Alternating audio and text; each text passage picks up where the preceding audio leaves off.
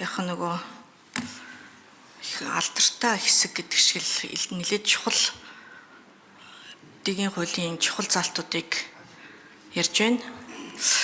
Энэ үүнтэй холбоотойгоор 2025 оны 12 дугаар сарын 26-наас эхлээд эдгээр одоо залтуудыг түтгэлзүүлсэн байгаа юм байна шүү дээ. Тэгэхээр яг одоогоор бол ерөнхий сайдын маргаантай холбоотой энэ залтууд ерөнхий сайдыг огцруулах гэдэг юм уу, итгэл үзүүлэхгүй байгаа энэ цаг үед яах вэ гэдэг энэ одоо хуулийн залтууд бол төтөлзүүлсэн одоо байхгүй байгаа л гэсэн үг юм байна л да. Тэгэхээр улсын их хурл энэ цэцгийн дүгнэлтийг хүлээж аваад шуурхаа одоо энэ залтуудаа үндсэн хуульд нийцүүлж буюу энэ 7 гэснийг 10 болгох 10 хоногийн дотор болгох гэж засах юм байна. Энийг одоо энэ шуурхаа хийж хэрэгжүүлнэ гэдгийг бол ойлгож бид шуурхаалж ажиллах ёстой. Тэгээд үүнтэй холбоотойгоор би бас юу хэлэх гээд байна вэ гэхээр энэ 10 хоногийн үндсэн хуулийн одоо энэ 10 хоног дотор хилэлцснэ гэдэг энэ хугацаатай холбоотой хэрэгцээ тухайн үеийн одоо чуулганыхаа эрсэд орохгүй байвал яах вэ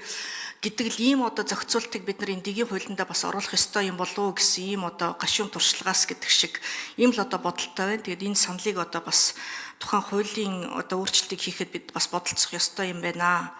Булган туяа дэд даргын хувьд энэ хуулийн хугацаанд багтах гэж л хөрхийн амьтаа одоо пүрэв гаригаас өглөөний 9 цагаас ахуулаад эрцийнхээ одоо бүртгэлийг нээж эхлээд шүнжэнгөө гуйгаал одоо маргааш өглөө нь тэгэл арай гэж одоо эрц бүрдээл явсан байгаа юм шүү дээ.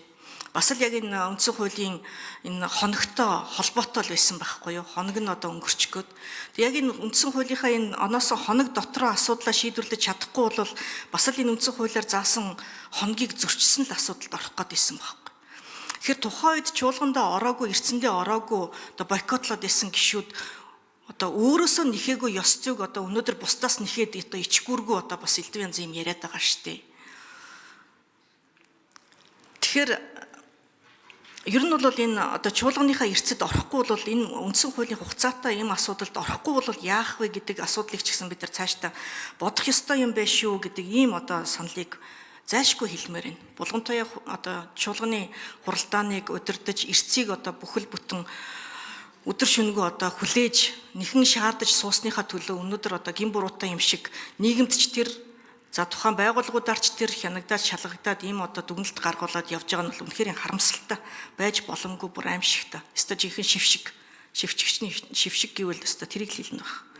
За тэр 95 дугаар тогтоол 95 дугаар тогтоолыг одоо цэц хүчингү болгох ийм шийдвэр гаргасан тэгсэн мөртлөнгөөсөө дүгнэлт.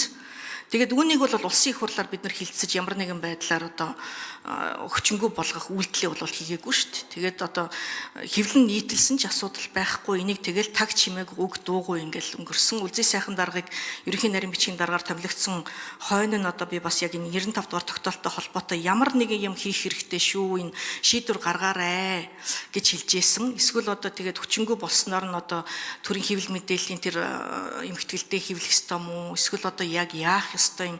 Ямар нэгэн үйлдэл хийж энэ 95 дугаар тогтоолыг одоо бас эцсийн одоо энэ хүчингү болгох ийм үйлдэлийг уг нь хин нэгэн газар одоо хийх ёстой. Тэр нь бол цэц бол биш.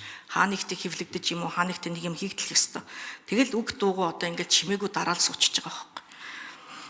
Гэхдээ түүх бол тэгэл түүхээрээ үлдэн шүү дээ. Хизээ нэгэн цагт энэ чинь тэгэл нөхөж хараал сөхөөл юу болсон бэ гэж харахал байлгүй. Тэгээ цаасан дээр эн чинь үлтгэл ёстой шүү дээ. Энэ агуулга нь л одоо анхаарах ёстой юм шүү гэдэг л одоо ийм үгсийг одоо протоколд тэмдэглэж үлдээе да. Баярлалаа.